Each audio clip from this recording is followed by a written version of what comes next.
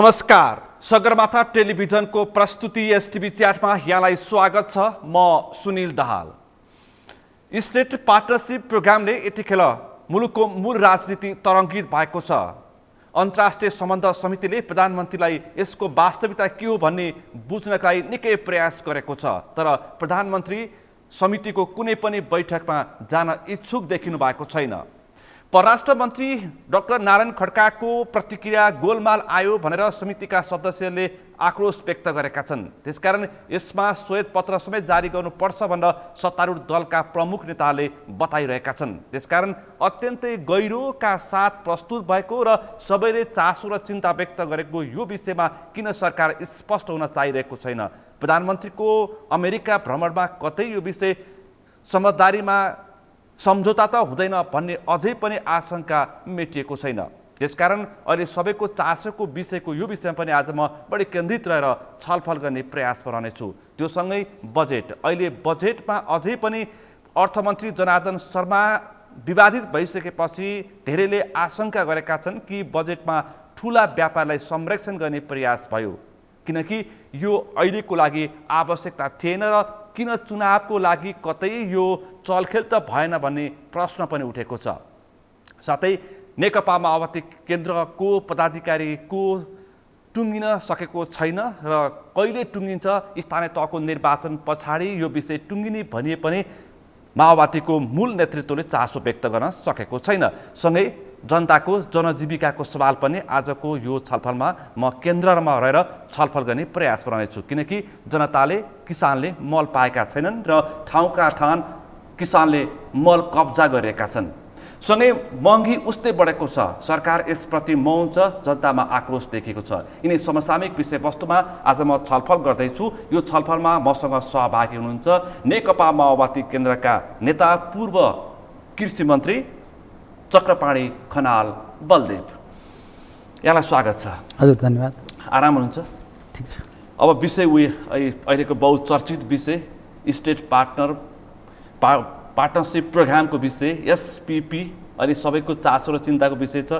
यसमा सबै दलका नेताहरूले फरक फरक धारणा व्यक्त गरेका छन्। आरोप प्रत्यारोप हिलो छ्याप्ने काम भइरहेछ र अन्तर्राष्ट्रिय सम्बन्ध समितिमा प्रधानमन्त्री नजानुको कारण चाहिँ तपाईँ के देख्नुहुन्छ? एउटा तपाईँ सत्तारूढ दलको नेता, पूर्व मन्त्री पनि हुनुहुन्छ। यो विषय जनताले चासोको साथ हेरेपछि सरकारले उपयुक्त जवाफ दिनु पर्दैन? म छलफल यहीँबाट सुरु गर्छु। अनि ठिकै हो तपाईँले भन्नुभएको, तर जसरी चर्चा गरिएको छ त्यो अनुसार हाम्रो सरकारको तर्फबाट अथवा पार्टीको तर्फबाट पनि यो विषयमा क्लियर स्टेटमेन्ट एउटा भनौँ आइसकेको छ। जस्तै हाम्रो पार्टीबाट पनि सरकारको तर्फबाट प्रधानमन्त्रीज्यूले पनि यो कुरा यो कतै सम्झौता भएको पनि होइन र यो प्रोग्राम लागू गर्नुपर्ने आवश्यकता पनि छैन भनिएको छ। त्यसपछि अब सेनाको तर्फबाट पनि सामान्यतया यो प्रोग्रामबारे हाम्रो त्यस्तो चाहिने आधिकारिक रूपमा यो चाहिँ लागू गर्नुपर्छ भनेर गरिएको होइन भन्ने नै आएको छ अभिव्यक्तिको हिसाबले।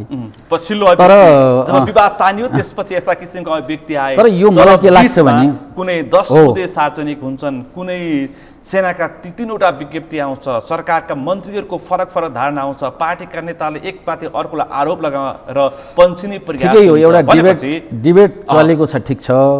तर मूल यसको गुदी कुरा जस्तै एमसिसीकै कुरा तपाईँले गर्नुभयो भने प्रारम्भमा सुसुप्त हुँदा यसले कहाँसम्म पुर्याउँछ, यसको चाहिँ नि प्रारूप अथवा चाहिँ नि उद्गम यो सानो देखिए पनि यसले अन्ततः के परिणाम ल्याउँछ भन्ने बारे सायद यो छिटो सरकार परिवर्तन भइरहने होइन, चुनाव आदि इत्यादि एकपछि अर्को आउने, अर्को आउँदा त्यसलाई चाहिँ यो सामान्य होला भन्ने र फेरि एउटा इँटा थपिदिइहाल्ने, त्यसमा निर्णय गरिदिने, यो प्रक्रियाले एमसिसी जसरी जहाँ पुग्यो र यसलाई ल्यान्डिङ गर्नलाई यी सबै पार्टीहरूलाई जुन आपत पर्यो एक प्रकारले, त्यस्तै तपाईँको चाहिँ नि यो पनि हुन्थ्यो होला।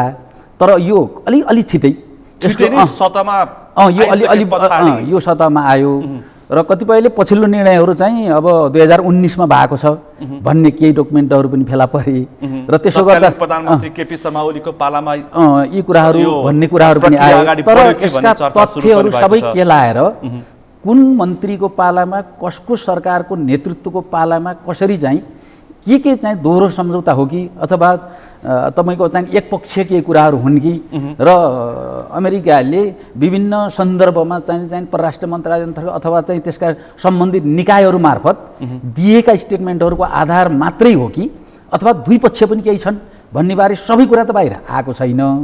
यो अझै पनि खोतल्नुपर्छ जस्तो लाग्छ। 10 बुँदेको 10वटा बुँदा आएको छ, यसको पनि कसैले आधिकारिकता अथवा स्वामित्व ग्रहण गर्न सकेका छैनन्, तर पत्र पत्रिकामा छ्यापछ्याप्ती आएको छ।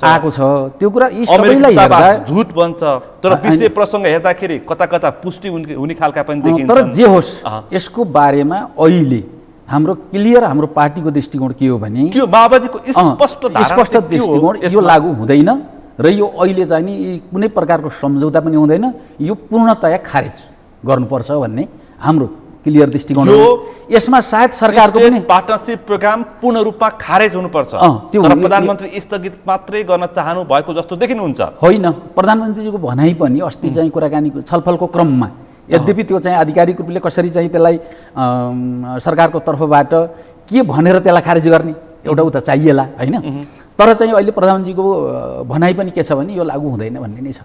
तर समितिमा किन जानु भएन भन्ने जहाँसम्म कुरा छ, मलाई लाग्छ समितिमा जानुपर्छ। उहाँले चाहिँ प्रधानमन्त्री चलिरहनु भएको छ, अनि प्रधानमन्त्री अथवा उहाँको चाहिँ नि प्रतिनिधिले जवाब दिँदा पनि हुन्छ, अथवा प्रधानमन्त्री नै जानु नै बेस हुन्छ, त्यहाँ जाँदा राम्रो हुन्छ भन्ने। किनकि यही विषयसँग जोडिएर प्रधानमन्त्रीको अमेरिका भ्रमण हुँदैछ, प्रधान सेनापति लेमनारबाट अमेरिका पुग्दै हुनुहुन्छ भनेर होइन, त्यो यो विषयसँग जोडिएर होइन। तपाईँको चाहिने भ्रमणहरू विभिन्न ढङ्गले भइराखेका छन्। हिजै मलाई एकजनाले भन्दै हुनुहुन्थ्यो, तपाईँ मै क्याबिनेटमा हुँदा हो अमेरिकी परराष्ट्र मन्त्रीको निमन्त्रणामा हाम्रो तत्कालीन परराष्ट्र मन्त्री प्रदीप गेवालीजी जानुभयो। त्यसपछि चाहिँ नि फर्किएर आइसकेपछि क्याबिनेटमा कमसेकम के भयो भनेर जानकारी गराउनु पर्ने हुन्छ। यो विषय पनि जानकारी गराउनु, एसपीपीको विषय पनि, एसपीपीको कुरा केही पनि आएन, तर केही सहमतिहरू केही भएका छन् त भन्ने सन्दर्भमा उहाँ केही कुरामा अलिक प्रष्ट बोल्नु भएको त थिएन। त्यसो गर्दा यसमा पनि आशंका गरे हिजो अस्ति मान्छेले, कहीँ त्यो भएको त होइन। त्यसबेला पनि तर मैले अमेरिकाबाट फर्किसकेपछि अन्तर्राष्ट्रिय विमानस्थलमा सञ्चारकर्मीले यो विषयमा प्रश्न उठाएका थिए, तर त्यसबेला पनि भनेर उठाएका होइनन्, स्पष्ट जवाफ आएको थिएन। तर यही विषय भनेर उठाइएको त थिएन, के भयो त भनेर उठाइएको थियो। त्यसो हेर्दा सैन्य गठबन्धनको विषय चाहिँ उठाउनु भएको थियो। त्यो चाहिँ अब फेरि यो मात्रै भएन, इन्डो पेसिफिक स्ट्राटेजीको बारेमा पनि हामीले कुरा उठाइरहेकै छौँ। आइपिएसको कुरा पनि, अब एसपीपी को यो सबै कुराहरू अब यी चाहिँ कहीँ न कहीँ कनेक्टेड पनि छन् कि भन्ने आशंकाहरू पनि छन्। हामीले चाहिँ नि एमसिसी पास गर्दा पनि तपाईँको चाहिँ नि इन्डो पेसिफिक स्ट्राटेजीको हिस्सा होइन भन्ने कुरा डिक्लेयर गर्नुहोस् तपाईँले, त्यसपछि मात्रै यो पास हुन्छ भनेर पनि हामीले भन्यौँ र अन्तमा चाहिँ 12 बुँदा व्याख्यात्मक प्रस्ताव पास गरेर गऱ्यौँ। एकपक्षीय पनि नभनौँ त्यसलाई, त्यो त एउटा उसले सदन ल्याउनु गरेको छ, त्यसको लागि चाहिँ नेपालको जनप्रतिनिधिहरूले चाहिँ अनुमति गरे, सम्झौताकर्ताहरूले चाहिँ यसलाई अपनत्व गरि नसकेको अवस्था हुनाले खैर यो कार्यान्वयनको पक्ष कसरी आउँछ त्यसपछि तपाईँ हामीसँग फेरि डिबेट हामीले चाहिँ त्यसलाई फेरि पुनः हामी छलफल गरौँला। तर अहिलेको बातचिता चाहिँ देखा पर्दैछ छन्, यिनी चाहिँ एकीकृत कहीँ न कहीँ तपाईँको चाहिँ कनेक्टेड हुन् भन्ने पनि देखिन्छ। तर मलाई लाग्छ के भन्नुहुन्छ भनेदेखि यसलाई चाहिँ अलग व्याख्या पनि गरिनुपर्छ र खारेज गर्नेलाई खारेज र तपाईँको चाहिँ अब एउटा द्वैत सम्बन्ध हाम्रो परराष्ट्र नीति अनुसार त्यसलाई अङ्गीकार गर्नुपर्ने विषयहरू छन् भने पनि पास गरेर जाने कुरामा हाम्रो विमति छैन। तर कतिपय जो अहिले चाहिँ नि आवश्यक छैन, अहिले सैन्य अभ्यासहरू त्यसपछि गएर यस प्रकारका तपाईँको चाहिँ पार्टनरशिप प्रोग्रामहरू यी अहिले चाहिँ नि नेपालको सन्दर्भमा दुईटा ठुला राष्ट्र यहाँ छन्, छिमेकी छन् हाम्रा होइन। त्यसपछि चाहिँ अमेरिकासँग त्यो गर्नु चाहिँ नेपालको लागि जरुरी हो कि होइन भन्दा त्यो नेपालको लागि जरुरी होइन हरेक कोणबाट होइन। त्यसकारण अहिले यो चाहिँ अगाडि बढ्नु हुन्न भन्ने हाम्रो क्लियर दृष्टिकोण हो। त्यो भएको हुनाले अझै म स्पष्ट हुन चाहे कि यो स्थगित हो कि खारेज हो तपाईँहरूको माग अथवा एउटा तपाईँ जिम्मेवार नेता के भन्नुहुन्छ? तपाईँको चाहिँ यो खारेजै हो अहिले हाम्रो तर्फबाट, हाम्रो पार्टीको तर्फबाट।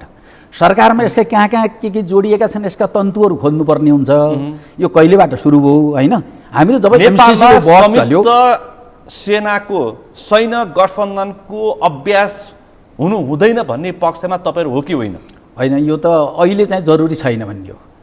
कालान्तरमा के होला त्यो भविष्यका कुराहरू अहिले चाहिँ भविष्यवाणी नगरौँ। तर अहिले जुन सिचुएसन अहिले चाहिँ छ यो स्थितिमा अहिले एसियाको त्यो पनि हाम्रो जस्तो मुलुकमा भू राजनीतिक हिसाबले अहिले चाहिँ त्यो जरुरी होइन भन्ने हो मेरो। त्यो आवश्यक छैन अहिले त्यो आवश्यक छैन। यदि यो विषय सतहमा नआएको भए त जे पनि हुन सक्ने रहेछ नि त। यति धेरै चासोको विषय यसलाई धेरै ठुलो बनाउनु पर्छ जस्तो पनि मलाई लाग्दैन। विषयवस्तु तपाईँ 10 बुँदा पढ्नु भयो होला, यसलाई कसैले अपनत्व नलिए पनि विषयवस्तु त गम्भीर छन्। हैन गम्भीर छन्। अमेरिकी सेनाको क्याम्प हिमाली भूभागमा राख्ने सम्मको छ। यो कुरा के छ भन्नुहुन्छ नि कतिपय एकपक्षीय छन्। यी दुई पक्षीय सहमति समझदारीमा हस्ताक्षर भएर अगाडि बढेका विषयहरू छैनन् कतिपय। तर ड्राफ्ट त हो नि त। एउटा ड्राफ्ट देखियो, त्यो तपाईँले भनेको 10 बजे पनि हिजो हेरियो विभिन्न सन्दर्भमा। खैर चाहिँ मलाई के लाग्छ भनेदेखि यो कहिलेदेखि कसरी भन्ने धेरै कुराहरू यस्ता कतिपय सन्धिहरू गप्य तवरले पनि हुने गरेका रहेछन् हैन। पछिसम्म हामीले 1965 को सन्धि आदि इत्यादिलाई भन्ने गर्थ्यौँ। यो पनि त्यस्तै प्रकृतिको हुन खोजेको रहेछ फेरि। यसरी गप्य कसरी भयो भन्ने पनि हुँदा रहेछन्, ती नहुन् त होइनन्। तर पनि फेरि यी समयमा चिरफार गरेर सरकार जवाबदायिता हुने जुनसुकै पार्टीको अथवा अन्य जेसुकै जुन सन्दर्भको सरकार भएन सरकार जवाबदेहिता हुनुपर्ने, राष्ट्रप्रतिको उत्तरदायिता यो सबै हिसाबले हेर्ने हो भने यस प्रकारका सम्झौताहरू यदि गोप्य ढङ्गले गरियो भने यसलाई यो राष्ट्रघात बाहेक अरू हुँदैन फेरि हेर्नुहोस्। त्यसकारण यसलाई हामीले चाहिँ पूर्णतया खारेज गर्छौँ। अहिले यो पूर्णतया खारेज हुनुपर्छ। तर प्रधानमन्त्री अझै पनि स्पष्ट जवाफ दिने पक्षमा हुनुहुन्न। उहाँ अन्तर्राष्ट्रिय सम्बन्ध समितिको बैठकबाट भागिरहनु भएको छ। परराष्ट्रमन्त्रीले गोलमाल जवाफ दिनुभएको छ, संसदमा पनि गोलमाल जवाफ दिनुभयो। उहाँले समितिको बैठकमा पनि स्पष्ट जवाफ दिनु भएन। समितिका सदस्यले आक्रोश पोखे। अब यो देशका नेतृत्वकर्ताहरू जनप्रतिनिधिको सत्ताप्रति उत्तरदायित्व हुनुपर्छ पर्दैन? तपाईँले उठाउनु भएको सवाल अब अहिलेको जल्दोबल्दो सवाल नै हो। नागरिकको चासोको विषय हो। नागरिकले यतिसम्म भनेका छन् कि अमेरिकी सेना आउँछ अनि हिमालका पहाडका ठाउँमा क्याम्प राख्छ। नागरिकमा त्रास छ नि त। यो त एमसीसी को बारेमा पनि अनेक आइसक्यो, सबै गरिसक्यो, देश लिइसक्यो। यसलाई अतिरञ्जित गर्नेहरू पनि थिए, त्यसपछि यो केही पनि होइन भन्नेहरू पनि थिए। त्यो दुईटै होइन हेर्नुहोस्। त्यस्तो अतिरञ्जना पनि होइन। सडकमा प्रदर्शन गरेको हो, तपाईले पनि सडकमा प्रदर्शन गरेकै हो। गरेकै हो अनि गरेको हो, गरेको पनि हो, पास पनि गरे हो। यो दुईटै कुरा हो, यसलाई हामी ढाँट्दैनौँ। जे अगाडि छ, जनताको अगाडि छ। यो तपाईँको चाहिँ एसपीपी पनि कुरा के हो भन्नुहुन्छ भने अहिले यो जरुरी छैन, यसलाई खारेज गर्नुपर्छ। जहाँसम्म चाहिँ कुन सरकारको पालामा कसरी निर्णय हुँदै आए भने जसरी एमसीसी खोज्यो यो पनि खोजिनुपर्छ, खोजिनुपर्छ। उच्च स्तरीय समिति छानबिन समितिको माग भइरहेको छ। तपाईँ त्यसको पक्ष कि विपक्षमा? समिति त बनाउँदा हुन्छ, केही फरक पर्दैन। किनकि यो 10 बुँदा स्पष्ट हुनुपर्छ भनेर आम बुद्धिजीवी नागरिक र अगुवाहरूले चाहिँ यसको ठिकै हो माग गरिरहेका छन्। कुन सन्दर्भमा बुदाहरू चाहिँ आएर कसरी चाहिँ अगाडि बढाउनु खोजियो यसको बारेमा समिति बने पनि हुन्छ। ड्राफ्ट कहाँ छ? अनि चासोको विषय त्यो छ। फेरि यो 10 बुँदे ड्राफ्ट कहाँ छ? त्यो त खै मलाई पनि थाहा छैन। यो त अब कति बेला कसको पालना गरियो कहाँ खोज्ने त हामीले अहिले खोज्नु पर्यो नि त। अब समिति अथवा अरू होइन। सेनाको विज्ञप्ति, सेना होइन, सेनाको मुलुक जोगाउने अन्तिम आश भनेको सेनाको विज्ञप्ति 2-3 थरी आउँछ। तत्कालीन प्रधान सेनापति बोल्नुहुन्न। अहिले बितेर गइसक्नु भएको तत्कालीन प्रधानमन्त्री सुशील कोइरालालाई सबै होइन जिम्मेवारी अथवा आरोप उहाँमाथि थुपार्ने आरोप लगाएर पनि हुँदैन। सुनिजी, यो आरोप लगाएर अहिले सुशीलजीलाई आरोप लगाएर पनि यो पार लाउने विषय होइन। किनभने उहाँको पालामा पनि केही भएको रहेछ भने डकुमेन्ट बोल्छ। त्यो त भनेको छ नि त। अहिलेका सेनाले भनेका छन् कि 2072 मा भूकम्प गयो, विपदको सहयोगको लागि अपेक्षा सहितको पत्र पठाइएको, तर पत्रमा त्यो कुरा त सेनाले के भयो ती कुराहरू सैन्य रणनीतिमा जोडेर आयो। त्यो कुराहरू सेनाले आफ्नो तर्फबाट क्लियर गरिसकेका छ। त्यो पत्रको बारेमा अरू सेनाले चाहिँ आफ्नो तर्फबाट जे होस् उनीहरूको वक्तव्य आइसकेका छ एक प्रकारले। त्यो सन्दर्भमा अलिकति चाहिँ अतिरञ्जना गरेर अगाडि बढेर केही सम्झौता इन्ट्रेस्ट के थियो होइन, त्यो त तपाईँले भने जस्तो केही छानबिन गर्नु पर्ला अथवा केही तपाईँको तत्कालीन सबै डकुमेन्टहरूको एउटा सिलसिला मिलाएर हेर्नु पर्ला र कसको पालामा कसरी भयो त्यो पनि हेर्नु पर्ला। किनकि अहिले एकला आरोप लगाएर पन्छिने प्रयास भइरहेछ।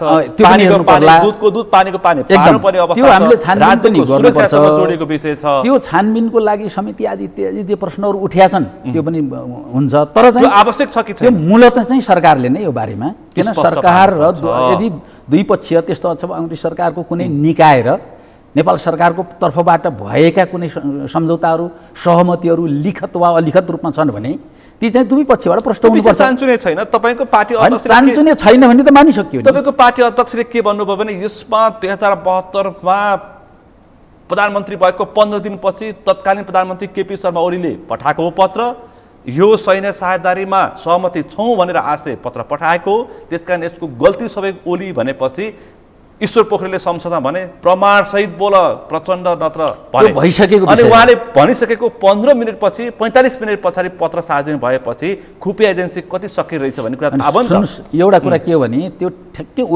ओलीजीकै पालामा त्यही बेला पठाएको भन्नलाई पनि आधार चाहिन्छ। जम्मा 15 दिनको मात्रै समय छ है फेरि त्यसमा पनि। हामीले भने के हो भन्नुहुन्छ भने त्यो हो कतिपय पत्रहरू गएका छन्।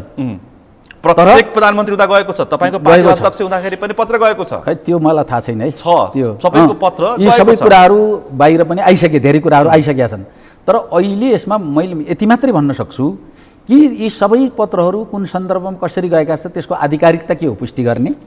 त्यसपछि चाहिँ नि त्यो आशयका पत्रहरू जो छन् कि सम्झौताकै लागि त्यो पार्टनरसिपकै लागि चाहिँ तपाईँको चाहिँ लेखिएका छन् भने त्यसको बारेमा राम्रो व्याख्या सहित यसलाई खारेज गर्नुपर्छ भन्ने हाम्रो कुरा हो। प्रधानमन्त्री नेपाली कांग्रेसका पार्टी सभापति BRI-लाई चाहिँ वास्ता व्यवस्था गरिदिने अनि अमेरिकाका प्रत्येक एजेन्डाहरू चाहिँ आत्मसात गर्ने र उत्साहित हुने, अझै 2-3 स्टेप अगाडि बढ्न खोज्ने भनेपछि मानिसहरूले के आशंका गर्न थालेका छन्, बुझेका जानेका बुद्धिजीवी भन्दाखेरि प्रधानमन्त्री अमेरिकी लबीको व्यक्ति हो, त्यसकारण अब जबरजस्त प्रधानमन्त्री नेपालमा जियो पोलिटिक्समा भू राजनीतिक चङ्गुलमा फस्दै हुनुहुन्छ र मुलुक फस्दै छ। त्यो अब तपाईको विश्लेषण सुरु भइसकेको छ त नि। एकदम त्यो एउटा कुरा के हो भन्नुहुन्छ भने यो अब तपाईको भनाइ भयो हो। अब अहिले प्रधानमन्त्री व्यक्तिगत रूपमा प्रधानमन्त्रीले सबै कुराहरू उसको इन्ट्रेस्ट अनुसार चाहिँ डोर्याउन सक्छ भन्ने कुरा होइन। होला कोही कोसँग कहाँ नजिक छ, को के छ, कसैलाई भारतको भनिदिन्छ, कसैलाई चाइना भनिदिन्छ, के भनिदिन्छ, ती कुराहरू के हुन् भन्नुहुन्छ भने व्यक्तिगत रूपमा लगाउने आरोपसित हाम्रो सरोकार भएन। होलान् पनि नेताहरू जोडिएका पनि हुन सक्छ, तर हाम्रो राष्ट्रले हाम्रो चाहिने परराष्ट्र नीति अनुसार हामीले गर्ने छिमेकीहरूसँगको सम्बन्ध अनुसार हामीले कस्तो चाहिँ निर्णय गर्छौँ भन्ने त्यो सरकारको स्टेटको चासोको विषय भयो क्या। त्यसो गर्दा हामीले अहिले गरेका निर्णयहरू, क्याबिनेटबाट भएका निर्णयहरू, आधिकारिक व्यक्तिले व्यक्तिगत रूपमा अथवा चाहिँ सरकारको तर्फबाट लेखिएका पत्रहरू, त्यसको आधारमा भएका सन्धि सम्झौताहरू हामीले आधार मान्ने त त्यसलाई हो। उहाँले चाहिने हो उहाँको इन्ट्रेस्ट चाहिँ अलिकति उहाँको क्रियाकलापले, निर्णयले, त्यसपछि लिखित चिजहरूले चाहिने त्यतापट्टि डोर्यायो भने त्यो भन्न नि पाइयो। पेश गर्छु युक्रेनको सम्बन्धमा उहाँले सिधा युक्रेनको पक्षमा अमेरिकी लबीमा पसेर उहाँले त्यो हामीले हतारो भयो भनेका थियौँ। उहाँले हाम्रो पार्टीले त्यो विषयमा एमसीसीको विषयमा पनि युक्रेनको सन्दर्भमा दबावमा प्रस्तुत हुनु भयो। हामीले युक्रेनको सन्दर्भमा हाम्रो पार्टीले भनेका थियौँ। अनि हामीले के भनेका थियौँ भने ठिक छ वक्तव्य दिनुपर्छ, ठुला राष्ट्रले साना राष्ट्रमाथि हुने आक्रमणहरू अथवा चाहिँ दुईटा ठुला महाशक्तिहरूको बिच इन्ट्रेस्टले कसैमाथि हुने आक्रमणहरू, यसको सन्दर्भमा तुरुन्तै प्रधानमन्त्री बोल्नुभन्दा कमसेकम पनि यहाँ त गठबन्धन थियो, गठबन्धन बिचमा 5वटा दल छ, यो दलको बिचमा कमसेकम पनि एउटा सहमति गरेर वक्तव्य दिनु उचित थियो। वामपन्थी दल छन्, तपाईँहरूले चाहिँ यो गर्ने कुरा चाहिँ गलत गर्नुभयो भन्ने हामीले भने हो। तपाईँहरू सत्तामा रहेका नेताहरू भन्दै हुनुहुन्छ प्रधानमन्त्री आफू अनुकूलको निर्णय गर्न अगाडि अग्रसर हुनुहुन्छ। त्यो त त्यस्तै हुँदो रहेछ, हेर्नुहोस् के गर्नुहुन्छ। अब तपाईँ अब अलिकति आफ्नो इन्ट्रेस्ट भएका मान्छेहरूले सत्तामा रहिसकेपछि त्यो अनुसार डोर्याउन खोज्छन् कांग्रेस, तर त्यसलाई चाहिँ नि कांग्रेस एक दल, तपाईँहरू हैन 4 दल हुनुहुन्छ। उसले भन्ने उसको कांग्रेसको आफ्नो दृष्टिकोण होला हैन, उसले आफ्नो पार्टीका नीति नियम अनुसार उसले गर्ने कुराहरू सम्बन्ध गर्ने परराष्ट्र सम्बन्धहरू। मेरो प्रश्न तपाईँलाई मैले राखेका दृष्टान्तहरू कतिको जायज तपाईँलाई लाग्यो? होइन जायज भन्ने होइन, जायज छन्, ठिक छन्, त्यसमा मेरो विरोध पनि त होइन। मैले भन्न खोजेको यति मात्रै हो केही सत्य तथ्यको आधारमा राज्यले निर्णय गर्ने हो अथवा चाहिँ बाहिर बोल्दा पनि हामी त्यसरी जाने हो। अहिले हेर्दा के देखिन्छ भन्नुहुन्छ भने जे जति अहिले आए सदनमा कुराहरू उठे होइन, ती सबै कुरालाई पनि हामीले हेऱ्यौँ। अहिले भएका लिखत चिजहरूलाई पनि हामीले केन्द्रित गऱ्यौँ। त्यसपछि बाहिर लिखत अनलिखत कसरी गए भन्ने कुरालाई पनि हामीले छानबिन एक प्रकारले हेरिरहेका छौँ। अरू बाहिर जनमानसले पनि चासो दिएको र स्वतन्त्र सबैले नागरिकहरूले पनि त्यसलाई खोजी गरिरहेका छन्।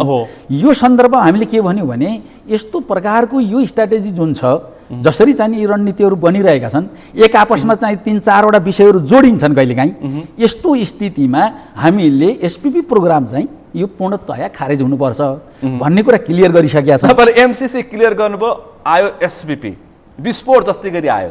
ठिक छ, भनेपछि क्रमिक रूपमा आउने, तपाईँहरू तर्सिरहने। ठिक छ, यसलाई हामी छलफल गर्दै जाउँ, आउनु सबै डकुमेन्ट पनि आउनु, त्यसपछि चाहिँ हेर्दै जाउँ न। भनेपछि अमेरिकी इन्ट्रेस्ट जबरजस्त नेपालको भू राजनीतिमा प्रवेश गर्यो, त्यो चाहिँ अहिले गरे होइन, अहिले चाहिँ अलिक देखिने गरी त्यो चाहिँ के हो भन्नुहुन्छ भने सबैका छन् भनौँ।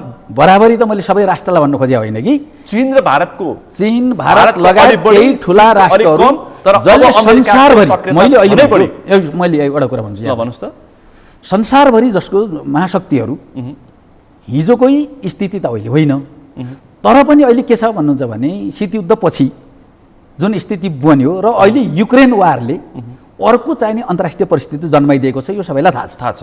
यसरी हेर्दा इन्ट्रेस्ट थिएन छैन भनेर हामी भन्दैनौँ, सबैका छन् इन्ट्रेस्ट, तर हामीले कसरी ह्यान्डल गर्ने भन्ने कुरा हाम्रो हुनु पर्यो। हाम्रो पोलिसी ट्याकल गर्ने, हाम्रो राज्यको पोलिसी हुनु पर्यो नि, अन्तर्राष्ट्रिय पोलिसी ठिक हुनु पर्यो। सार्वभौम सत्ता सम्पन्न राष्ट्र हो, सानो ठुलोको राष्ट्रको कुरा हुँदैन। त्यो भएको हुनाले हाम्रा पोलिसीहरू ठिक हुनु पर्यो। हाम्रो राज्यबाट जानुपर्ने पत्र जङ्गी अड्डाबाट जान्छ। यस्ता कुराहरू जस्तै कतिपय ठाउँमा हेर्नुहोस्, हाम्रो जस्तो उसमा पहिले त सेनाले सबै कुरा हस्तक्षेप जस्तै हुन्थ्यो, एक प्रकारको सैनिक राज्य जस्तो, राजतन्त्र भनेको सैनिक राज्य पनि हो, तपाईँ हेर्नुभयो भने। तर तपाईँले त्यसलाई त भङ्ग अहिले गणतन्त्रपछि मैले एउटा कुरा भन्छु, गरिसक्यौँ, यो कुरा त अहिले दोहोऱ्याउनु पर्ने विषय होइन। हामीले यो व्यवहार र विषयवस्तु चाहिँ त्यस्तै खाले तरिकाले दोहोरिन्छ। अहिले पनि सेना के हो भन्नुहुन्छ भने कतिपय विषयहरू उनीहरूले आफ्नो तर्फबाट राज्य भनौँ यसलाई चाहिँ क्याबिनेटबाट गर्नुपर्ने निर्णयहरू आदि इत्यादि नगरिकन पनि गरिने केही कुराहरू फाटे आउने गर्छन् अहिले पनि। त्यो सेना त्यो गर्नु जरुरी छैन मलाई लाग्ने, नेपालको सन्दर्भमा त्यो चाहिँ अब सरकारले गर्छ, सबै व्यवस्था सरकारले। तपाईँको नेता वर्षमान पुनले भनिसक्नुभयो सेनाले क्रस गरेर अगाडि बढ्ने प्रयास गरेको छ, त्यसकारण सचेत हुनुपर्छ। यो कुरा हामीले आज भने होइन क्या, बोलिरहनु भएको छ। यो कुरा हामीले आज भने होइन, यो कुरा त हामीले लगातार भनेको कुरा हो नि। सेनासँगको जति बेला हाम्रो त्यत्रो कन्फ्लिक्ट थियो, तर पनि हामीले पछि शान्ति प्रक्रियामा आइसकेपछि सौहार्द रूपले सेनासँग हामीले राम्रो व्यवहार सम्बन्ध भयो। हाम्रो सेना समायोजनमा गए, अहिले चाहिँ ती समायोजनमा गएको सेनाले राम्रो गरिरहेको छ। उहाँहरूले पनि तपाईँको चाहिँ यी समायोजनमा आएका हुन्, विद्रोही हुन्, हिजो सँगै लडिएको भन्नुभएको छैन, त्यो व्यवहार छन्। तर पनि सरकारलाई अहिलेको गणतन्त्र, त्यसका नर्म्सहरू, अहिलेको संविधान, त्यसलाई पनि अलिकति क्रस गर्ने गरी अथवा तपाईँको चाहिँ त्यससँग बाज्ने गरी, मैले क्रस पनि भन्दिनँ, बाज्ने गरी सेनाले निर्णय गर्नु हुँदैन। कुनै खालको निर्णय त्यो किन भन्नुहुन्छ भने यही रूपमा उड्छ, त्यसपछि अब सेनाले जोगाउन सक्छ, अब दलका नेताले एसपीपी सेनाले जोगाउन सक्छ, सक्दैन नि, सक्दैन, त्यो त सक्दैन नि। त्यो कुरा उसले पहिले बुझ्नु त पन्छिसक्यो। विपदको बेलामा, भूकम्पको बेलामा हामीले ठिकै छ, बरु सामग्री सहायता मागेको हो, त्योभन्दा बढी केही गर्न खोजेको होइन। पन्छिनु राम्रो हो, उनीहरूलाई पन्छिने कुरामा गाली गर्नु पर्दैन मलाई लाग्ने, बरु समयमै पन्छे राम्रो। दलका नेताले सार्वजनिक कार्यक्रममा के बोल्न थालेका छन् भनेदेखि पत्र पठाउने तत्कालीन प्रधान सेनापति राजेन्द्र बहादुर छेत्री र फरक विज्ञप्ति निकाल्ने जङ्गी अड्डालाई छानबिनको दायरामा ल्याउनुपर्छ भनिरहेछन्। ठिकै छ, त्यो भन्ने कुराहरू आफ्नो ठाउँमा छ, तर राजेन्द्रजीको पालामा चाहिँ गाह्रो छ भन्ने त देखिन्छ। त्यो त प्रश्न पत्रै आइसक्यो, त्यो पत्र आइसक्यो, त्यो देखिसकेको छ। ठिक छ, त्यसलाई मलाई लाग्छ यो विषयलाई छानबिनको दायरामा ल्याउन पर्छ कि पर्दैन? छानबिन गर्नुपर्ने स्तरसम्मको रहेछ भने, सहमति सम्झौताहरू रहेछन् भने पर्छ, नभए पर्दैन। सिधा कुरा के लाग्छ? तपाईँ त जिम्मेवार नेता हैन, खारेज हुनुपर्छ के लाग्छ हैन? विषयवस्तु त तपाईले प्रश्न मैले यसमा धेरै म जान्न, एसपीपी खारेज गर्नुपर्छ भनेर माओवादी केन्द्रको स्पष्ट धारणा आयो। एउटै शब्दमा कुरा के हो भन्नु, जब हामीले खारेज गर्नुपर्छ भनिसक्यौँ, एउटा चाहिँ मूल कुरा सकियो, यसलाई खारेज गर्नुपर्छ भन्ने भयो, हाम्रो दृष्टिकोण क्लियर भइहाल्यो। त्यसपछि सरकारको अब चाहिँ तपाईले हिजो किन गर्यो भन्ने कुरा सरकारले यहाँ गल्ती भयो भन्नु पर्यो। त्यसपछि ती भएका प्रधानमन्त्रीले बोल्नु पर्यो। ती सहमतिहरूलाई चाहिँ तपाईको चाहिँ फिर्ता लिनु पर्यो। क्याबिनेटबाट त्यसलाई डिसिजन गरिदिएर क्यान्सल गरिदिनु पर्यो। त्यसपछि सेनाले पनि कहीँ गल्ती भएको उसलाई आलोचना गर्नु पर्यो। आइन्दा यो खालको अरू गल्तीहरू दोहोऱ्याउनु भएन भन्नु पर्यो। प्रक्रिया त यही त हो। तपाईको चाहिँ अरू के गर्ने त नि यसलाई? यसमा त सरकारले किन ढिला गरिरहेछ? ठिक छ, त्यो सन्दर्भ सरकारको भयो। अब तपाईँको पार्टी अध्यक्ष पुष्पकमल दाहाल प्रचण्डलाई तपाईहरू जस्ता शीर्ष नेताले भन्नु पर्यो। भनिरहेछौँ, भइरहेछ, छलफल चलिरहेछ। अब बजेटमा पनि विवाद भयो। तपाईँको नेता हुनुहुन्छ जनार्दन शर्मा, अब बजेटमा सेटिङ भयो भन्ने कुरा आयो। अब फुटेजको खोजी गरिरहेको छ प्रमुख प्रतिपक्ष नेकपा एमाले। राति 12 बजे अर्थ मन्त्रालय छिर्ने 2टा खुफिया व्यक्ति को रहेछन् भनेर तपाईँलाई के लाग्छ? खै यो बारेमा हेर्नु, यो टेक्निकल कुरा हो। त्यो क्यामेराले खोजोस्, मलाई त्यो धेरै थाहा छैन। जहाँसम्म पार्टीलाई असर परिसक्यो। यता सुन्नुहोस् न, अनि मैले भन्न खोजेको जस्तै अब बजेटको जुन आकार हो, बजेट चाहिँ विनियोजन जसरी भएको छ, यी सबै कुरा गलत हुन् भने त्यो एउटा दृष्टिकोण, त्यो बारे छानबिन व्याख्या अरू हुनु पर्यो। यो जुन टेक्निकल कुरो छ कि केही विज्ञहरू बसेर बजेट बनाउँदा दिने सुझावहरू चाहिँ त्यो हर कोही अर्थमन्त्रीको पालामा हुन्छ। तर गर्छ कसरी भन्ने हो, त्यसले टेक्निकल कुरा कसरी अपनाउँछ भन्ने कुरा हो। त्यहाँनिर टेक्निकल तरिकाले फरक भयो। राति 12 बजे नायक सुब्बा 12 बजे त भोलि बजेट प्रस्तुत गर्ने छ भने, भोलि बजेट प्रस्तुत गर्नु छ भने आज रातभरि बसे नि हुन्छ। त्यो 12 बजे 1 बजे 2 बजे छिरेको कुनै अर्थ छैन। त्यो त अर्थ मन्त्रालयका जिम्मेवार पक्ष ती भएका हुन् कि होइनन् मलाई थाहा छैन। ती मान्छेहरू बसेका हुन् कि होइनन् मलाई थाहा छैन। प्रमुख प्रतिपक्ष नेकपा एमाले यो मुद्दा एजेन्डा बनाएर जनताको माझ जान्छु पनि सक्यो। प्रतिपक्षले एजेन्डा बनाउने कुरालाई ठुलो मानिदैन। किन भन्नुहुन्छ भने चुनाव छ, राम्रो एजेन्डा चाहिँ सही र सत्य एजेन्डाहरू जसले बनाए नि मान्नु पर्यो, जुन सुकै समयमा ल्याए पनि मान्नु पर्यो। त्यो कुरामा हाम्रो विमति छैन। प्रतिपक्षले ल्याओस् अथवा कसैले ल्याओस्, सत्ता पक्षबाटै कुनै एउटा चाहिँ सांसद अथवा कुनै अमुक व्यक्ति वा नागरिक स्वतन्त्र कहीँबाट आओस्, सही कुरा सही नै हुन्छ। तर एउटा कुरा के हो भन्नुहुन्छ भने विरोधको लागि यसलाई चाहिँ नि यही कुरा समातेर ठिक गर्नुपर्छ भनेर आयो भने त्यसको प्रतिवाद पनि गरिन्छ। अहिले मैले अर्थको सन्दर्भमा के हो भने मोटामोटी बजेट ठिकै रूपले आएको छ। यो सबै आम चाहिँ तपाईँको सबै अर्थविदहरूदेखि लिएर नागरिक सबै चाहिँ नि पार्टी सबैको चाहिँ ल ठिकै छ। सामान्यतया अहिलेको बजेट नेपालको सन्दर्भमा जहाँ तपाईँको झन्डै 16 खरब जति व्यापार घाटा भएको देश, निर्यात केही छैन, आयात मात्रै छ। आर्थिक रूपमा यो अवस्थामा कोलाप्स हुन्छ भने त्रासको अवस्था, एउटा त्रासको अवस्था पनि हो। यो बजेट आएको छ ठिकै छ भन्ने जनरल कुरा भयो। तर अब बजेट बनाउँदा कहाँनिर तपाईँको चाहिँ नि तिनले चाहिँ चलखेल केमा गरे? आय कर छुटमा मैले तपाईँलाई सोधेँ मैले तपाईँलाई सोधेँ त्यसो हो भने ती मान्छे बसेर गरे कि एउटा हुनु पर्यो नि त। चलखेल कहाँ गरे? आयकर छुटमा सल्लाह गरेर छुट दिएछन् सीमित व्यापारीको लागि, होइन 5वटा व्यापारीको लागि, 5वटा व्यापारिक ग्रुपको लागि छुट दिने निर्णय गरे। बेकारको कुरा हो त्यो। किन भन्नुहुन्छ भने मैले यो किन भन्न चाहन्छु भने छुट के वस्तुमा छुट गर्ने, केमा ट्याक्स थप्ने, त्यसै केमा ट्याक्स लाउने, केमा नलाउने, यसैको लागि त हो बजेट बन्ने। त्यो कुरा अर्थमन्त्रीले पाउँदैन? पाउँछ, गर्न पाउँछ, कम गर्न पाउँछ, लाउँदै नलाउन पाउँछ, ट्याक्स थप गर्न पाउँछ, ती सबै कुराहरू पाउँछ। भनाइ के हो भनेदेखि तपाईँको चाहिँ नि त्यो निर्माण गर्दा केही बाहिरी इन्ट्रेस्टहरू त्यहाँ समावेश भयो भन्ने हो। त्यो कुरा त अब तपाईँको व्यावहारिक रूपले पुष्टि भएछ नि, सोचौँ होला। नभए अहिले के भएको छ र? अर्थमन्त्रीको राजीनामाको माग भइरहेछ, पार्टीभित्रकै नेताले बोलिरहेछन्। माग त भइरहन्छन्, ठुलो कुरो छैन त्यो। उहाँले जिम्मेवारी बोध गर्न सक्नु भएन, क्षमता जिम्मेवारी बोध त गर्नुपर्ने विषयमा गर्ने नै हो। क्षमताले भएन काम गर्न, अर्थ मन्त्रालय थान्ने क्षमता उहाँसँग देखिएन। कसको थियो त यो? त्यो उहाँको भन्दा राम्रो क्षमता भएका कहीँ आए त? तिनले के अहिले आएर यो व्यापार घाटा अहिले हो? तपाईँको चाहिने 9 खरब 10 11 खरब हुँदै हुँदै 12 14 हुँदै 16 खरबमा पुग्यो होइन? त्यति बेला किन नरोक्या त? बाबुराम भट्टराईजी चाहिँ अर्थमन्त्री त वाह वाह भएको होइन? मैले चाहिँ कति अङ्कले बढाउँछु घोषणा गर्नु भएको होइन? तर उहाँ पनि यहीँ हुनुहुन्छ, यही देशमै हुनुहुन्छ, यही मुलुकमै हुनुहुन्छ। यहीँ प्रस्तुत हुने बजेटहरूको चाहिँ तपाईँको चिरफार गर्न चाहिँ टिभी अगाडि उभिरहेको हुनुहुन्छ। सबै यी त छन् नेताहरू, बोलिरहनु भएको छ। त्यो होइन, मैले भन्न खोजेको के हो भने विरोधको लागि विरोध होइन, तर तथ्यमा हो भने अर्थमन्त्री राजीनामा दिनुपर्छ कि पर्दैन? किन दिने? पर्दैन? पर्दैन, जरुरी छैन। अहिले 5वटा व्यापारिक घरानालाई उपयुक्त हुने खालको अर्बौंको चलखेल भयो। गलत कुरा हो, त्यो पुष्टि भएछ भने हेरौँला नि त। पुष्टि भयो भने अर्थमन्त्री कारबाहीको दायरामा आउनुहुन्छ?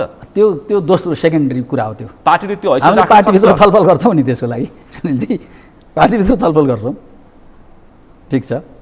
किन भन्दाखेरि यो विषय अत्यन्तै गम्भीरताका साथ उठाइरहेछन्। गम्भीरताका साथ होइन, धेरै हल्का विषय उठाइरहेछन्। यो गम्भीर विषय होइन। नीतिगत रूपमा करप्सन भयो भन्ने प्रश्न उठाइरहेछन्।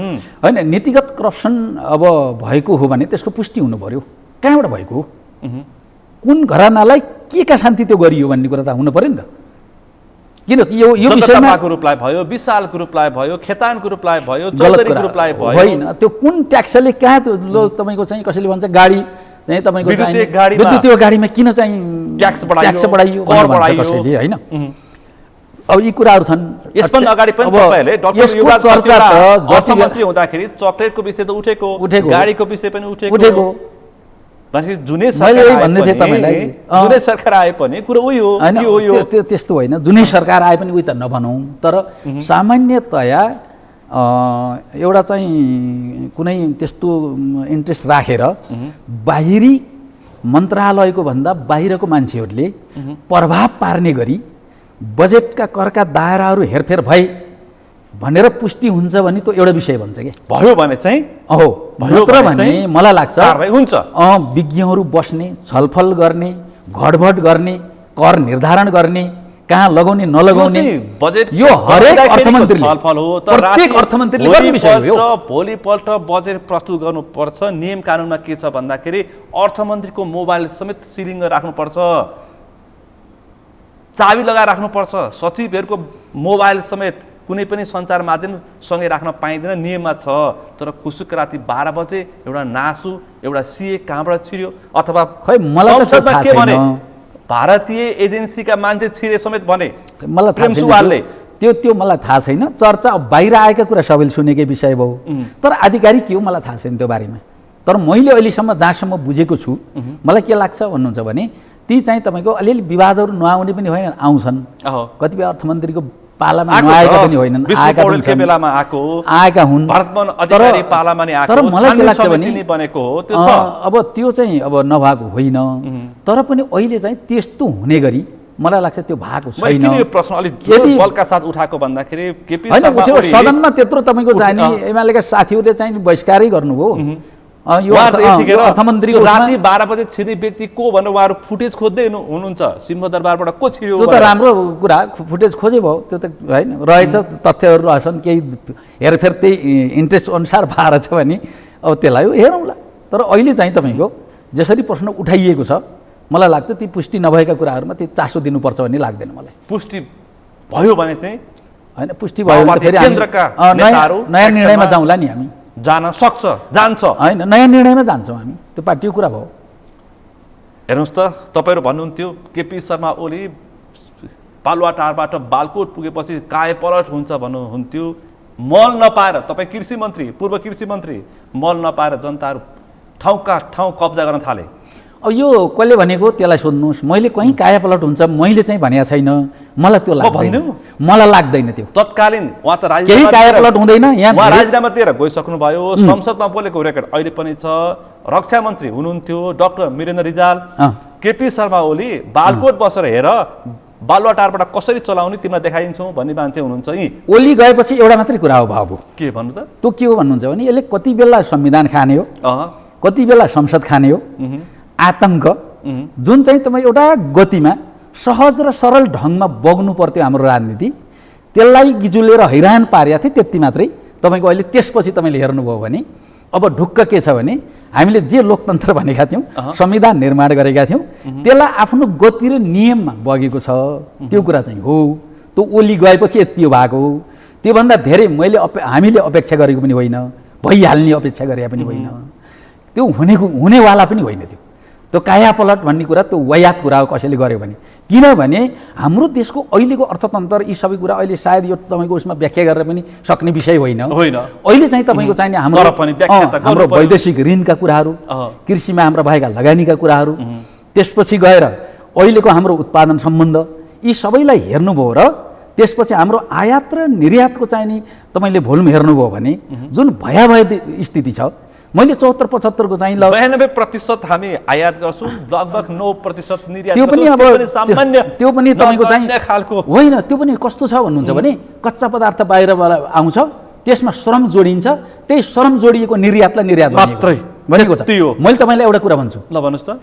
कृषिमा 74-75 को आयात निर्यात के हो चाहिँ कृषिको ल निकाल्नुहोस् त भनेर चाहिँ मैले 5 जनाको टिम बनाएर तपाईँको हाम्रो यो डाटा आउने पनि फेक डाटाहरू छन् हाम्रो, त्यो यो डाटा कलेक्सन गर्ने पनि हाम्रो प्रविधि गलत छ, त्यही पनि सकेसम्म यसलाई वैज्ञानिक बनाउनुहोस् भनेर चाहिँ तयार गरियो। त्यसलाई हेरेको कति रहेछ भने 153 अरबको आयात भएको रहेछ, 153 अरबको आयात भएको रहेछ, निर्यात चाहिँ 13 अरबको निर्यात भएर छ। बडा बिचारा, मैले यो 13 अरबको निर्यात कहाँ हो भनेर पनि खोजेँ मैले। त्यसपछि के रहेछ, अदुवा रहेछ, अम्लिसो रहेछ, तपाईँको चाहिँ नि अलि धेरै चाहिँ 6 अरब जतिको चाहिँ अलैँची रहेछ, यिनी सुन्तला यस्तै यस्तै सबै थोत्रै जोड्दै जाँदा कृषि उपजहरू 13 अरब भयो जम्मा। त्यही हो। अब यो स्थितिमा अहिले मलको कुरा जुन उठाउनु भयो, मलाई के लाग्छ भने मलको हाहाकार यो कुनै तपाईँको चाहिने जुनसुकै सरकार आए पनि यो रहिरहने जस्तो देखिन्छ नि जुन, यसका पछाडि दुईटा कारण छन्। चक्रपाणी खनाल कृषि मन्त्रीबाट हटेपछि मलको व्यवस्थापन गर्छु भन्नेलाई जवाफ दिनुहोस्। अब होइन, मैले दिइहाल्छु मैले जवाफ। ल दिनुहोस् त। होइन, कसैले पनि के दुईटा कुराको यो नभएसम्म तपाईँ किन भन्नुहुन्छ भने हामीलाई अहिले आवश्यक पर्ने मल नेपाललाई भनेको 6 देखि 7 लाख मेट्रिक टन हो। 7 लाख मेट्रिक टन यो किन भन्नुहुन्छ नि डिएपी र युरिया मिलाएर हामीलाई त्यति चाहिन्छ। करिब करिब 6 लाख मेट्रिक टन भयो भने हामीलाई पर्याप्त हुन्छ। हामीले किसानलाई तपाईँको चाहिँ नि झन्डै 50% अनुदान दिन्छौँ। म मन्त्री छँदा म्याक्सिमम तपाईँको चाहिँ 40 रुपियाँ किलो युरिया थियो, अहिले 102 रुपियाँ किलो छ। 102 रुपियाँ किलो 2 वर्षमा बढ्यो मान्नुहोस्, यो कोरोनाको समयमा। यो चाहिँ अब 2-2.5 वर्षमा अब 144बाट 102 छ कि आजको डेटमा होला 104 रुपियाँ किलो होला कम्तीमा। डिएपी 109 रुपियाँ 8 रुपियाँ 9 रुपियाँ होला भनेपछि तपाईँले अब हिसाब गर्नुहोस्, किसानलाई हामीले 50% अनुदान दिएका छौँ। 50 भन्दा पनि अझ बढी 50% किसानलाई अनुदान दिएका छौँ। त्यो अनुदानको रकम बाबुराम भट्टराई अर्थमन्त्री हुँदा हामीले 2 अरब छुट्याएका हौँ, त्यहाँबाट सुरु गऱ्यौँ किसानलाई दिन। हामीले सुरु गरे, हाम्रो सरकारले सुरु गरे हो। त्यसपछि तपाईँको त्यो 6 अरब 7 अरब 8 अरब 10 अरब मेरो पालामा 11 अरब भयो, पुगेन। मैले फेरि अनुनय विनय गरेर चाहिँ 2 अरब थप गरेँ बिचमा गएर, अहिले तपाईँको 15 अरब छ अनुदान कृषकलाई। 15 अरबले तपाईँ 102 रुपियाँ किलो हिसाब लाउनुहोस् युरिया, त्यो तपाईँलाई जोडेर त्यो अनुदानले कति आउँछ, 50% को किसानको एड गर्नुहोस्, त्यसो गर्दा तपाईँलाई जम्मा जम्मी 3 लाख मेट्रिक टन आउँछ। 3 लाख मेट्रिक टन त यसै अपुग्छ। यसको समाधान खोज पहिलो।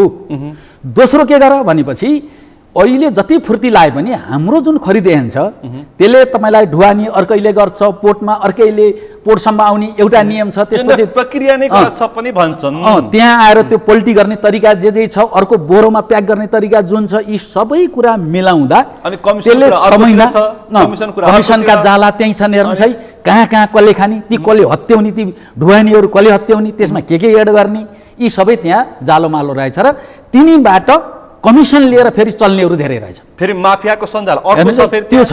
त्यो गर्दाखेरि हामीले अन्तर्राष्ट्रिय भनौँ ग्लोबल टेन्डर गर्छौँ, ग्लोबल टेन्डरबाट आउँछ मल। यो आउने गर्दा मैले के भने यो टेन्डरमै सेटिङ भयो भन्ने पनि आए समाचार। मैले के भने यसो नगर्नु, किनभने अहिले भारत जे छ, हाम्रो छिमेकी भारत छ, उहाँहरूले चाहिँ नि कमसेकम 2 करोड 40 लाख मेट्रिक टन उहाँहरूले पनि खरिद गर्नुहुन्छ। उहाँहरूको आफ्नै उत्पादन पनि झन्डै 2.5 करोड मेट्रिक टन छ। उहाँहरू आफैलाई अपुग्छ, भारतलाई आफैलाई अपुग्छ। जसले 2 करोड 40 लाख मेट्रिक टन खरिद गर्छ, उहाँलाई चाहिँ के भने हामीलाई चाहिँ 7 लाख 6 लाख हामीले जति भ्याउँछौँ त्यो चाहिँ पैसा त्यहाँ एड गरिदिउँ, त्यसपछि उहाँहरूकोबाट त्यो पैसा पनि गइरहन्छ। त्यसमा चाहिँ कमसेकम हाम्रो चाहिँ खरिद ऐनलाई यति मलको लागि भए पनि 1-2टा बुँदा त्यहाँ थपेर यसलाई मिलाउँ। 2-3 चोटि क्याबिनेट मैले प्रस्ताव लाएँ, त्यसपछि भारतसँग बल्ल बल्ल बल्ल बल्ल एउटा यो वर्षको लागि मात्रै भनेर पास भयो। मैले 5 वर्षको लागि भारतसँग त खरिद गर्ने कानुनै थिएन के हैन, छैन, केही पनि छैन। त्यसपछि मैले भने कमसेकम पनि भारतमा भयो भने के हुन्छ, उहाँ लगातार पठाइदिइरहनुहुन्छ, यो चाहिँ गरौँ भनेर भारतको कृषि मन्त्री राधामोहनसँग मैले चाहिँ कुराकानी गरेर त्यसलाई क्लियर गरियो। त्यसपछि चाहिँ त्यो क्याबिनेटमा निर्णय पनि भयो, तर अब कार्यान्वयन हुने बेलामा हाम्रा धेरै छन् नि ऐन कानुनहरू, त्यो पनि भएन। भारतले अग्रिम पैसा भन्यो। अग्रिम पैसा दिने हाम्रो नियम छैन। छैन। जो दिन्छ ल हामी त फर्स्ट मजुर यो त सक्दैन भन्छ। भोलि मलाई आएन भने अब जवाफदेही को बन्ने? को बन्ने हो जवाफदेही? त्यहाँ भोलि मन्त्री हो कि भ्रष्टाचार भयो भनेर फेरि कराउन थालिहाल्छ। त्यसपछि चाहिँ अब के गर्ने भन्ने भयो र त्यहाँ अहिलेको चाहिँ यी दुईटा कुरा तपाईँले जबसम्म सहज बनाउनुहुन्न, एउटा टेन्डर प्रक्रिया को आउँछ मैले एउटा कानुन आओस् न मैले सहज गर्ने मान्छे, बरु मैले नै हो। मैले के भने हो भने मैले यो दाबी गर्दिनँ मैले, तर मैले के भने हो भने त्यसो हो भने हामीले यो पहिलो वर्ष अलिकति बजेट चाहिँ 4 अरब बजेट थपिदिउँ, यो 4 अरबलाई स्टक गरौँ। अर्को कुरा के गरौँ भने 20,000 मेट्रिक टनका 5वटा तपाईँको चाहिँ नि गोदाम बनाऊ हामीले। त्यो 4 अरबले के गरिन्छ, 4 अरबको खरिद चाहिँ स्टकमा राखिदिउँ। त्यो रोटेसनमा चाहिँ त्यो स्टक पनि भइरहन्छ। त्यसो गर्दा हामीले अलिकति सहज गर्न सक्छौँ। अनि त्यो टेन्डर प्रक्रियामा हुने सेटिङ पनि भाँच्नु पर्ने अवस्था देखिन्छ। त्यो सेटिङ अब त्यो हुन त ग्लोबल टेन्डर हो, त्यसमा अब चलखेल अन्त छ, मापदण्डमै चलखेल हुन्छ अरे। त्यहाँ चाहिँ अर्को चलखेल छ फेरि हेर्नुहोस्। अब यी धेरै कुराहरू रहेछन्, नभएका होइनन्। कारखाना खोल्ने कुरा थियो। अब कारखाना नेपालमा अहिले नखोलौँ भने अब मैले पनि, किनभने मैले एउटा टिम बनाएँ, 5-7 सदस्यीय एउटा टिम बनाएर त्यसलाई 1.5 महिना समय दिएर यसको बारेमा ल्याउनुहोस् भनेर लगानी बोर्डसँग मैले कुराकानी गरेँ। किनभने यो धेरै ठुलो हो, उहाँहरूसँग चाहिँ कुराकानी नगरिकन यो हुँदैन भनेर छलफल गरियो र हाम्रो कष्ट 7 लाख मेट्रिक टन उत्पादन गर्नको लागि कति हो त भनेर एउटा प्रतिवेदन तयार भयो। त्यो चाहिँ 109 अरब म छँदा कुरा हो। तर अहिले 122 करोड 109 अरब तपाईँको चाहिने भनेपछि अब तपाईँको 1 खरब 9 अरब चाहिँ त्यो लाग्ने भयो 7 लाख मेट्रिक टनको लागि। त्यो कष्ट बढेर अहिले मलाई लाग्छ 122 अरबमा पुग्यो होला कम्तीमा पनि। त्यो फेरि अर्को हामीलाई नेचुरल ग्यास चाहिन्छ, त्यसको लागि चाहिन्छ पाइपलाइन भारतबाट ल्याउनु पर्यो। तपाईँले उत्पादन गर्ने जम्मा 7 लाख मेट्रिक टन कच्चा पदार्थ उतैबाट ल्याउनु पर्यो, सबै भारतबाट अथवा चाहिँ कच्चा पदार्थ अरब तपाईँको चाहिने ओमान अथवा चाइना, यताबाट कच्चा पदार्थ ल्याउनु पर्यो। त्यहाँ रकहरू चाहिन्छ, अरू चाहिन्छ, त्यसपछि नेचुरल ग्यास चाहिन्छ, डिएपीको लागि रक चाहिन्छ।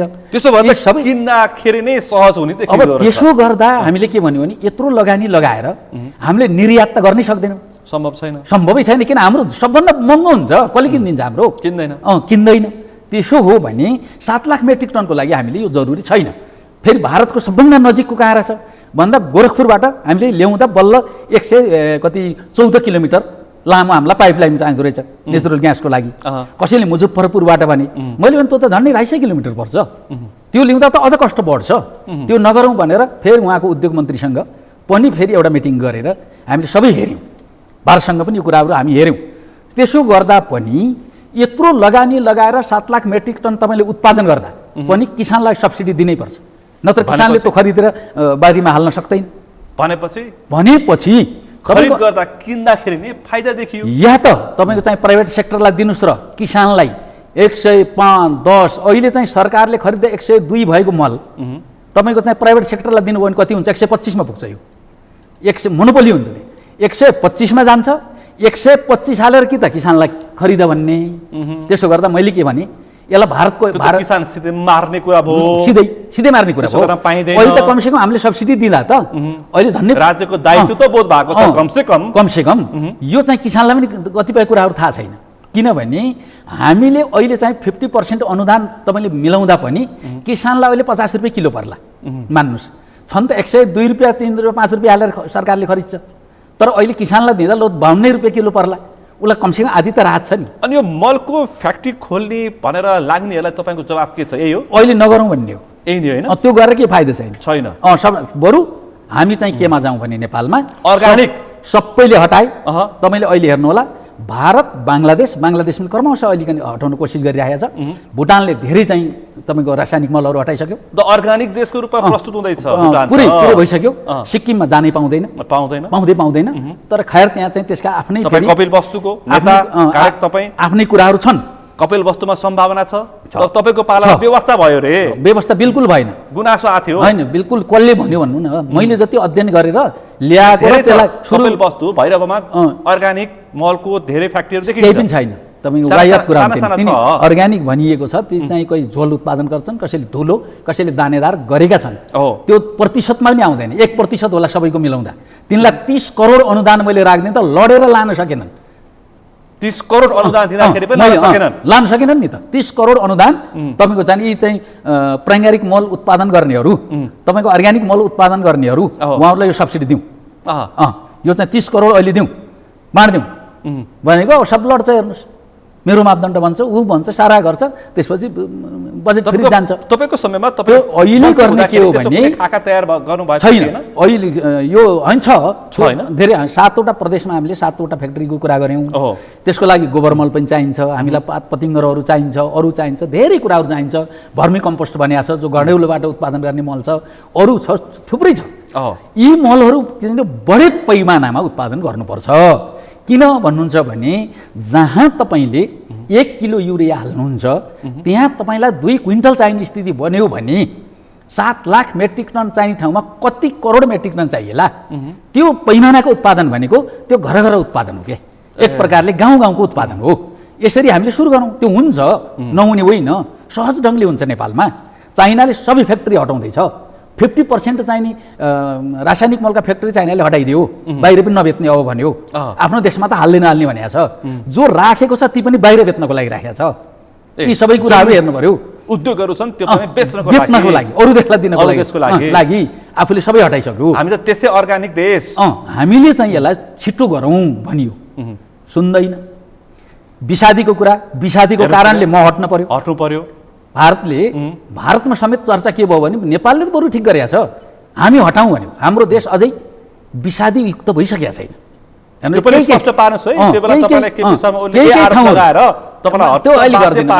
अहिले भनेर त्यो छैन घटनाक्रम चाहिँ पुष्टि भएन नि त होइन अब हेर्नुहोस् तपाईँको चाहिँ धुलो दुध प्रतिबन्ध लगाइदिएँ मैले हेर्नुहोस् है अनुज्ञा पत्र नदिनु भन्ने खसी बोका किसान खुसी भए यो खसी बोका आयात रोकिदिउँ जरुरी छैन यही उत्पादन छ यसलाई कलेक्सन गरौँ यही भने हो त्यसपछि गएर चाहिँ यो तपाईँले अहिले उठाउनु भएको यो मलको कुरा प्राङ्गारिक मलको कुरामा चाहिँ एउटा व्यापक अभियान चलाउँ भन्न सबैले भनेका छौँ भनिएको छ गर्नुपर्छ विषादी मलाई दूतावासलेसम्म पत्र पठाए हेर्नु द्विपक्षीय सम्झौताको आधारमा तपाईँहरूले अहिले प्रतिबन्ध लगाउन पाउनुहुन्न चेक जाँच गर्न भने क्वारेन्टाइन गरेर पाउनुहुन्न मैले भने यो स्याम्पलिङ गरेर चेक गर्नलाई कहीँ संसारमा कहीँ पनि रोकिँदैन यो भारत र नेपाल त्यसमा पनि नेपालबाट जान पाउँदैन नेपालबाट केही पनि भारत छिर्न पाउँदैन एउटा सागको मुठो पनि तपाईँको चाहिँ नि भारतबाट जम्मै कुरा सबै कुरा कहीँ पनि चेक जाँच हुँदैन किन यो के यी प्रश्न त उठाइएकै त हुन् त्यो त मैले गर्नुपर्ने माओवादी केन्द्र सशक्त द्वन्द्वबाट आएको भारत विरोधी होइन भारत विरोधी होइन यो एउटा नियमले दिने कुरा हेर्नुहोस् है यो भारतले पनि गर्नुपर्छ मैले यो भन्दिनँ कि जनजीविका सवाल उठाए पो भोट पाइन्छ यो यस्ता जनजीविकाको सवाल उठाए पो भोट पाइन्छ यो भारतले पनि गर्छ भुटानले गर्छ त्यति सानो देश हो नि भुटान तर भारतबाट जाने चिज सबै चेक जाँच भएर जान्छ नि त नेपालमा चाहिँ सम्भव छैन सिक्किम त भारतकै प्रान्त होला नि तर सिक्किम त जाँदैन नि त्यहाँ त नियम छन् नि त्यहाँ भन्दा सहज छ नेपालमा छैन त्यहाँ भन्दा सहज नेपालमा बन्दिएपछि के हुन्छ कस्तो खालको नियम कानुन हो यो हुँदैन हेर्नुहोस् त्यही भएर मैले चाहिँ नि किसानले बोल्नु पर्यो आवाज उठाउनु पर्यो किसान परिचय पत्र बनाऊ मैले किसान वर्गीकरण भनिया छ अहिले बजेटमा पर्याप्त छ पेन्सनको कुरा छ यी कुराहरू त उठाइएको हो नि उठाएको मात्रै होइन मैले पेन्सन अहिले पनि हुँदैन पेन्सन हेर्नुहोस् म त एकदम खुलेर भनिदिन्छु किन हुन्छ ल तपाईँले कति किसानलाई किसानको वर्गीकरण के हो क्षमताको आधारमा होला नि त कस्तो क्षमता केलाई मान्नुहुन्छ तपाईँले क्षमता उत्पादनको आधारमा उत्पादन तपाईँको चाहिँ उत्पादन यसले यति उत्पादन गर्यो भने मापदण्ड छ केही नाप्ने बनाउनु पर्छ हो मैले के भनेको भने केही नगरौँ अहिले चाहिँ पहिलो कुरा हामीले वृद्ध भत्ता दिन्छौँ भने उमेर समूह तोकौँ किसानको एउटा उमेर समूह तोकौँ वृद्ध भत्ताभन्दा 1000 बढी हुनु पर्यो र बल्ल किसानले पेन्सन लिन्छ नत्र भने तपाईँको चाहिँ त्यसपछि उमेर समूह हामीले 60 तोकौँ मानौँ होइन त्यसपछि हामीले के गरौँ पहिले किसानको वर्गीकरण गरौँ वर्गीकरणको आधारमा त्यसलाई परिचय पत्र दिउँ परिचय पत्रको आधारमा तपाईँको के गरिदिउँ त्यसलाई वर्ष अरू सबै छुट्याइदिउँ त्यो गरेर मैले 26वटा बुँदा लिखित रूपमा मन्त्रालयमा अहिले पनि होला किसान वर्गीकरण भन्नु भएन अर्थमन्त्रीलाई भन्यो सबै कुराहरू गरियो भएको छ अहिले जुन गर्ने भनेको छ यो सकारात्मक कुरो छ तर यसका पछाडि जे जटिलताहरू छन् त्यसलाई नहेरिकन मुख्य तुरुन्त हुन्छ सन्दर्भमा कानुनी जटिलता छन् त्यसलाई नपन्छाएसम्म केही हुनेवाला छैन त्यसकारण अहिले हामीले के मैले चाहिँ के कानुनी जटिलता अनि कर्मचारीको उदासीनता अनि त्यो कानुनलाई देखाएर कामै नगर्ने कर्मचारी यी सबै कुरालाई उपज काम अब ती कर्मचारी पनि हेर्नुस् सबै थुपार्ने मन्त्रीको टाउकोमा हैन त्यो भनेर पन्छिन पाइदैन मन्त्रीले त्यो गर्न पाइँदैन किनभने कि त यो सरकार कर्मचारीले चलाएको हो भनेर स्वीकार्न पर्यो हैन यस्ता नालायकहरू किन सरकारमा जाने कर्मचारीले चलाएको भने होइन कर्मचारी त्यस्ता हुन् भने नेतृत्वले गर्दा त्यस्ता भएका हुन् यति तपाईँको 2 लाइनले आम नागरिकले प्रश्न बुझ्छन् अब पार्टीको कुराकानी गरौँ अब गठबन्धन यस फेरि फेरबदल कुरा आएको छ तपाईँ फेरि मन्त्री त हुने होइन अहिले चाहिँ फेरबदल हुन्न होला जस्तो लाग्छ मलाई समाजवादीले पठाइसके माधव नेपाल त आज उहाँको चाहिँ तलमाथि भएन भने सरकार छोड्छु भन्दै हुनुहुन्छ गठबन्धन छोड्छु भन्दै हुनुहुन्छ माधवजीले जे चाहिँ उहाँको पार्टीभित्र अहिले समस्या परेको छ त्यसलाई सम्बोधन गरिदिँदा हुन्छ जस्तो लाग्छ मलाई तर उहाँहरूकै मन्त्रीहरूले सबैतिर लबिङ गरेर कहिले प्रचण्ड कहाँ धाउने कहिले तपाईँको चाहिँ देउबाजी कहाँ देखियो यदि हामी हट्यौँ भने हामी यो सरकार पनि छोड्छौँ बालकोट पुग्छौँ अब उहाँहरूको धम्की हो त्यहाँ बसिरहनलाई प्रश्न आइसक्यो त्यो बसिरहनलाई उहाँहरूको त्यो छ तर माधवजीको के हो भनेदेखि कमसेकम रोटेसन गराएर अरूलाई पनि पालो दिइयो भने यो सासानु एउटा चाहिँ ऊ टिम बचिरहन्छ कि भन्ने उहाँलाई छ चिन्ता मैले देखेको समस्या माधव नेपाललाई अब त्यो खालको स्थिति छ त्यसो गर्दा कमसेकम पनि ती 8-10 महिना खाएकाहरूले अलिकति भइहाल्यो त नि भनिदिने नयाँलाई उहाँलाई निकास दिइदिने तर खाना चाहिँ खानै जाने अब हाम्रो चाहिँ पार्टीमा चाहिँ नि खानालाई तछाड मछाड अहिले छैन माओवादी भित्रभित्र अब माओवादीमा त्यसो नगरी हुन्छ भन्ने मैले त त्यही सुझाव दिएको छु हेर्नुहोस् तपाईँ चाहिँ मन्त्री नजाने मलाई त केही मलाई यो मन्त्रीमा जाने त मलाई रहरै छैन बिल्कुल छैन म जाँदैन हेर्नुहोस् है त्यसो गर्दा हाम्रो अहिले त्यसो नगरौँ भन्ने हो मेरो सुझाव त्यो छ अहिले तपाईँको पार्टी अध्यक्ष गाइया गुइया भन्न थाल्नु भएको छ अहिले त फेरबदल गर्नुपर्छ कि साथीहरूको चित्त बुझ्नु पर्यो भन्दै हुनुहुन्छ अनि भन्नुभएको छैन त्यस्तो अहिले भन्नुहुन्छ आशय व्यक्त गर्नुहुन्छ अब त्यस्तो भयो भने सबै छलफल गरेर सहजतामा गरे भयो यसलाई भन्ने हो त्यदि यसो गर्ने हो भने सहजतामा गर्दै भयो काङ्ग्रेसले पनि 2-4 जना काङ्ग्रेसले पनि बदलोस् हैन माओवादीले पनि 2-4 जना बदलोस् यो जुन बजेट पारित एकाध जना अब यतामाथि भनेको छ अब कहिले हुन्छ त त्यो गरे पुनर्गठन खै हाम्रो यो बारेमा छलफल भएको छैन आधिकारिक छलफल भएको छैन अरू पार्टीमा त घनघोर छलफल भइरहेछ भित्रभित्रै खेल हुने कुराहरू भइरहन्छन् यो पार्टीभित्र हुने कुरा हुन् चलिरहन्छन् घनघोर छलफल भइरहेछ अनि भएको छैन अरू पार्टीमा भएको छ अनि काङ्ग्रेसमा पनि त्यस्तो भएको देखिया छैन मैले देखाएको छैन माधवजीको हो भएको छ उहाँले नामै दिइसक्नु भएको उपेन्द्रको त पार्टी नै फुट अब उपेन्द्रजीको पार्टी फुटमा छ अहिले कब्जा गर्छु भनिरहनु भएको छ अध्यादेश नभएर उहाँहरू रोकिनु भएको हो नत्र त्यो गइसक्यो अब त्यहाँ कानुनले गर्दा रोकिनु भएको छ उहाँहरू त्यहाँ चरम छ अब यो त चाहिँ के हो नि यो नियति यहाँ अहिले नेपालको डाक्टर भट्टराई चाहिँ जुन पार्टीमा गए पनि अलिअलि समस्या चाहिँ आउँदो रहेछ है अब डाक्टर भट्टराई कुरा उठिहाल्यो मैले प्रसङ्ग पनि जोडेँ होइन मान्छेले चाहिँ के बुझ्छन् भने कहिले काहीँ प्रसङ्ग जोडेँ कि यो अलिक सान्दर्भिक देखिरहेको छ सामाजिक सञ्जालमा चासोको खै अब उहाँसँग त हामी अब वर्षौँ बसेको मान्छे बस्यौँ अब नबसेको होइन शान्तसँग चाहिँ बसेको अवस्था चाहिँ होइन फेरि उहाँ चाहिँ शान्तसँग बस्ने मान्छे पनि होइन तर फेरि अर्को कुरा के पनि उहाँ बनाउने मान्छे पनि होइन किनभने पार्टी बनाउने र पार्टी परिचालन गर्ने होइन पार्टीमा केही विषादी छरिरहने मान्छे मात्रै हो उहाँ मैले उहाँलाई त्यो फेरि म आदरै गर्छु उहाँ चाहिँ धेरै पुरानो सम्बन्ध भएको अन्तिममा हाम्रो नेता पनि हो आशय बुझेँ मैले त अन्तिममा छु यो गठबन्धन बचिरहन्छ अहिलेको सन्दर्भसम्म जे हामीले छलफल गरेका छौँ गठबन्धन बचिरहन्छ केही चाहिँ ठुलो केही भूकम्प आएन भने राजनीतिक भूकम्प आएन भने गठबन्धन अगाडि जान्छ हस् त यो थुप्रै विषय प्रसङ्ग अहिले ताजाका साथ उठेका मुद्दाहरूमा हामीले गम्भीरताका साथ छलफल गऱ्यौँ तपाईँले स्पष्ट जवाफ दिने प्रयास गर्नुभयो यो छलफल र यो संवाद अनि समयको लागि विशेष रूपमा तपाईँलाई आभार व्यक्त गर्न चाहन्छु आज हामीले विशेष गरी यो एसपिपी बजेट र अहिलेका किसानका समस्या र केही थोर बहुत राजनीतिक विषयवस्तुलाई जोडेर छलफल गऱ्यौँ आजको छलफलमा मसँग सहभागी हुनुहुन्थ्यो नेकपा माओवादी केन्द्रका नेता पूर्व मन्त्री चक्रपाणी खनाल बलदेव आजको विषय प्रसङ्ग यति नै भोलि अर्को विषय प्रसङ्ग साथ एसटिभी च्याट ल्याउने वाचा गर्दै म सुनिल दाहाल पनि बिदा चाहन्छु सगरमाथा टेलिभिजन हेर्दै गर्नुहोला नमस्कार